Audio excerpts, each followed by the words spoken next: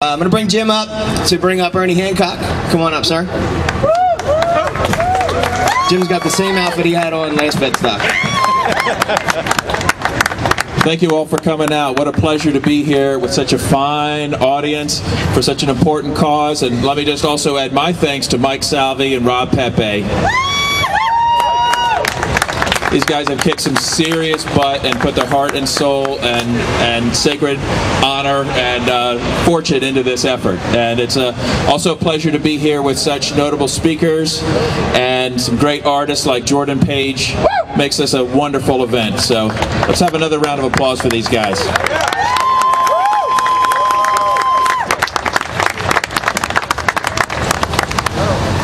The next speaker that we're going to have come up, Ernie Hancock, is a very important member of the freedom movement. Many of you may have seen him in the Ron Paul documentary, For Liberty. You've probably seen the Lovolution logo. Well, Ernie invented that. The Phoenix Liberty crew is almost as good as the Philly crew, I must say. They kick some butt down there. They do some pretty good work, as you know. Ernie has a show on the radio, on Liberty Radio Network. It's called Declare Your Independence with Ernest Hancock. I highly recommend this as a podcast to subscribe to. It is what people in the movement need to listen to know what's going on. It is a wonderful resource for libertarians, for all freedom lovers. Ernie is a libertarian's libertarian, so he's going to give you a great perspective and a history on the issues that we're facing today. So highly recommend Declare Your Independence with Ernie Hancock. His website is freedomsphoenix.com. That's freedoms with an S, freedomsphoenix.com. It's a wonderful news source. Check that out regularly. I want everybody here to give a major round of applause for Ernest Hancock.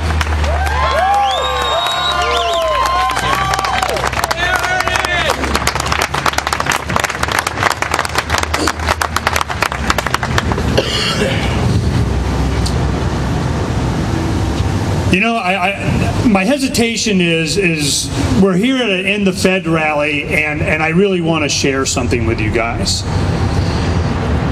These guys don't matter. The concept that we are legislated into selecting how we trade with each other in voluntary adult contracts and exchanges and just wanting to, I want what you want, and that has more value to me than this thing I'm going to give you. And you go, hey, well, that thing you're going to give me has more value than the thing I want to give you. We're done.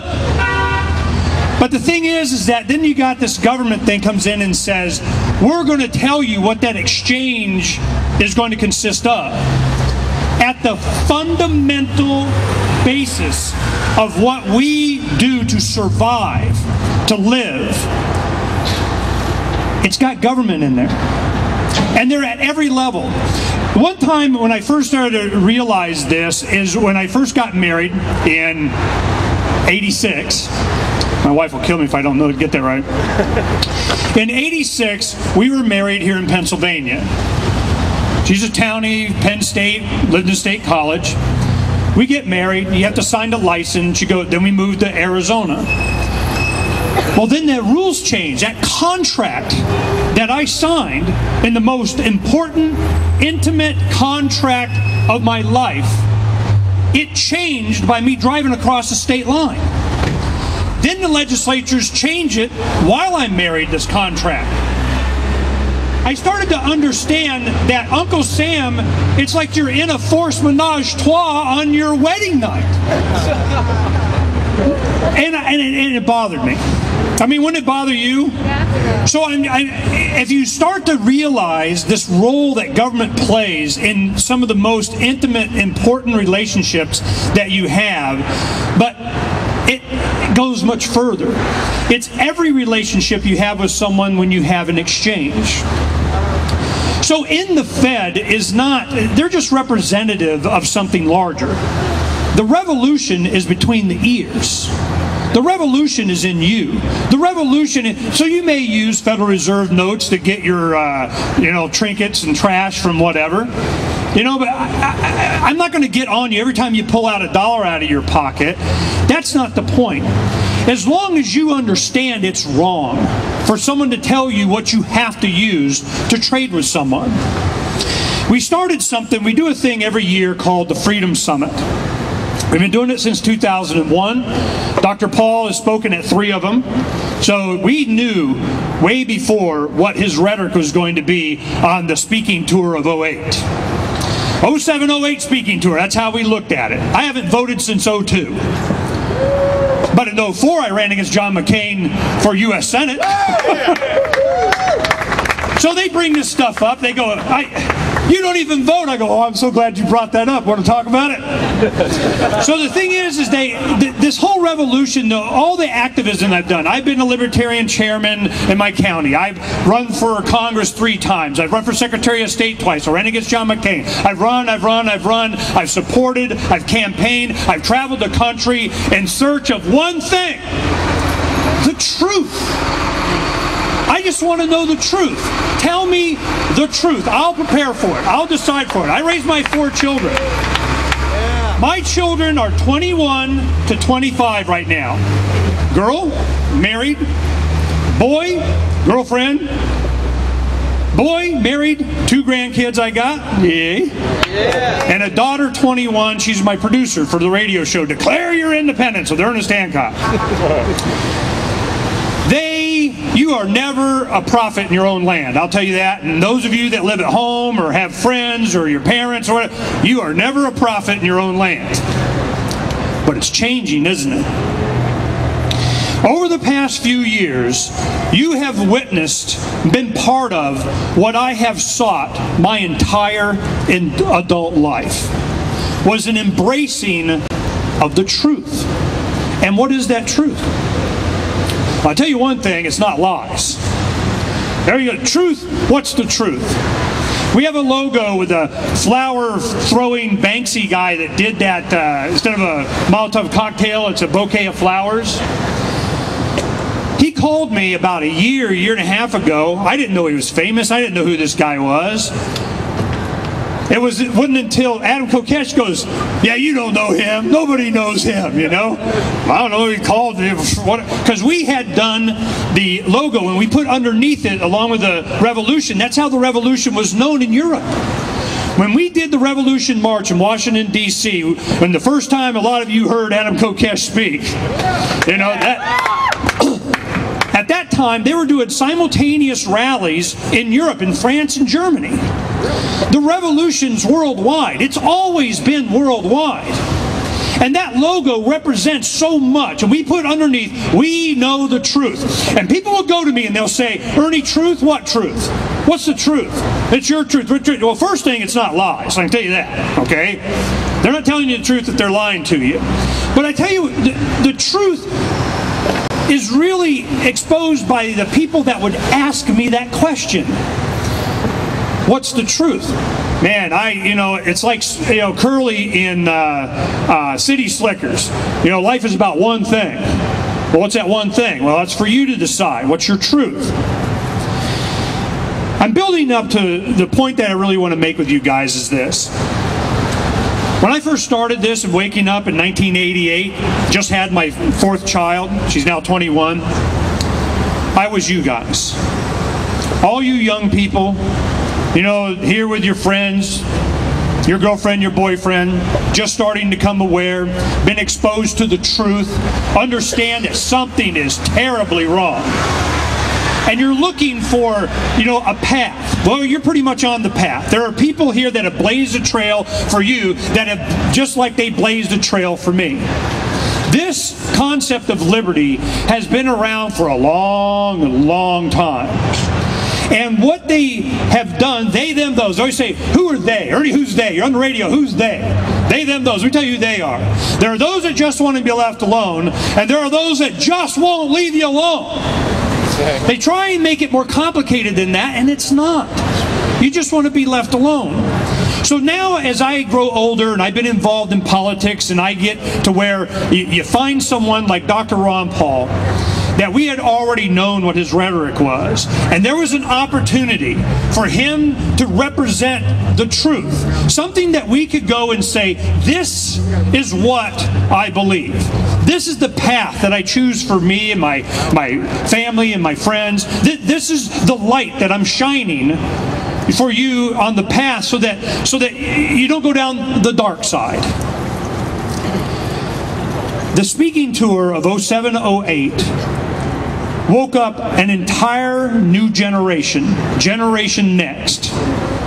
And they ignored you. They did their best to ridicule. They did their best to demean. They did their best to hide. But it didn't work. And the more they did it, the more you came out. And you have the R's and D's fighting over, I can't even tell the difference anymore. And when they're arguing, it's just like, fleas arguing over who controls the dog. We are in control of our own lives.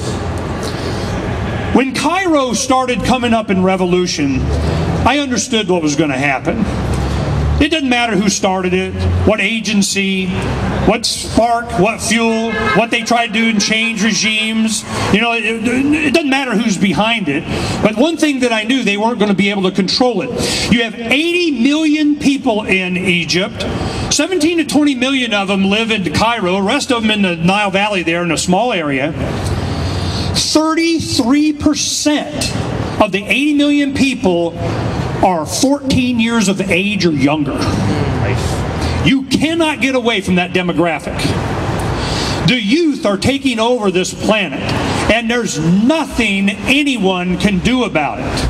The internet has opened up, with whatever social media you want to use, has opened up the direct communication mind to mind for the first time in human history. What message is there going to be that comes out of that? That's the loudest. That's the most understood. That's the most resilient.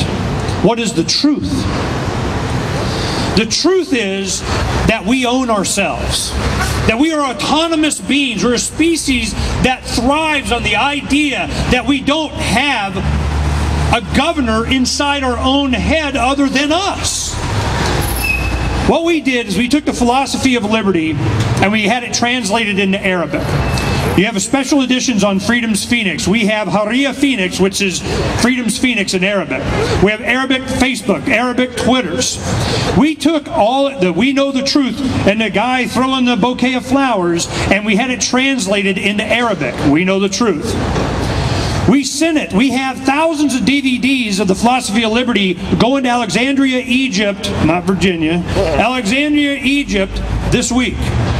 What happens when your generation, being oppressed by dictators that they want to replace, but it's going to be the new U.S. State Department's version of the dictator?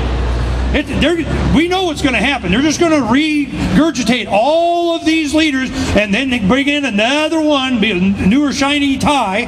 They'll be a little younger and hipper and, have their BlackBerry or Droid. But they're the same. It's the next generation of we rule you. What happens when your generation around the world understands that all of a sudden it's about self-ownership, that they get to rule themselves? What happens? I don't know. And neither do the bad guys. That's what they're afraid of. And my whole adult life has been looking for people like Jordan Page, Adam Kokesh, you guys. I just turned 50. I'm not over the hill. I'm at the top of the hill. And it's a mesa that goes into infinity. I'm at the age now that I can start making some claims. I go to my kids and they hate this. I go, let me tell you what I know. Oh yeah, you think you know it. Well, you know what? When you're young, you don't know everything. But I tell you what, your generation knows a hell of a lot more than I did. You are starting on the shoulders of so many people that have created a dream. You are the fulfillment of that dream. There has not been an opportunity like this in human history to where the truth has an opportunity to burn, to brand itself into the mind, the hearts of all of your peers across the planet. It's nothing less than that. They'll try and tell you it is, or diminish it, or it doesn't matter. But let me tell you what's going to happen. Dr. Paul is going to do another speaking tour. Whether he goes to makes it through the primary or the convention or becomes president is not even, not a concern of mine. I don't care. What happens is, now he has all of this generation and all of you that have the ability to spread the message as he has. Because Ron Paul's not going to be around forever. I'm not going to be around forever. And 20 years goes by like that, and you're not going to be around forever. How many minds can you free? That's what this is all about. But I'll tell you one other thing. We're at the point now, it's how many asses can you save? Because everything that we've been talking about, that this stuff is going, you know, a freed mind is great. And I've been hammering that for many years. But I tell you, there's a time when this starts crashing down, which is like now, that you're going to have to start worrying about saving your ass. And that's why these networkings, when people come together and you get to meet people, and you get to know how they are, not just online, but how they look and think and react, and how they can socialize, and who can spend years with in the bunker kind of thing. You know, who's going to plow? Who's the one that's got a strong back? Who's the one that's going to be able to feed themselves, maybe have some extra? Who are these people? That's what's happening now. I want to give you one website that it'll go to Freedom's Feet. It's called walletvoting.com. Wallet Voting. I got that site back in 2003 because I knew when I first started doing radio, I could see what was coming. It was going to come down to how we trade with each other. I started buying these junk silver, these little dimes. Pre-1965, 64 and earlier, 90% silver. When I got them, I was making a big deal. They were, you know, $1.10 or something, $1.19 or something a piece. They're $3.33 now. That was just a couple of years ago. You want to see the end of the Fed? It's happening right now. When you see silver go from, ooh, it broke 20 to, ooh, it's going to break 50. When you see, what sign were you looking for? What did you think it was going to look like? The reason they have these revolutions in the Middle East now is because they're starving. You have 40% of the people live on less than $4 a day. When you have wheat goes up 120%, corn 80%, cotton, all the staples, metals, when it goes up, what is that a sign of? Is that these guys keep depreciating the value of the dollar, and the entire planet knows it. When you're starving, you don't want to starve anymore. That's why I knew there was no stopping what's happening. Because they're not going to be able to put food in their bellies. And to think that America is going to be immune to that means you haven't been paying attention. Vote. Don't vote. That's not the point.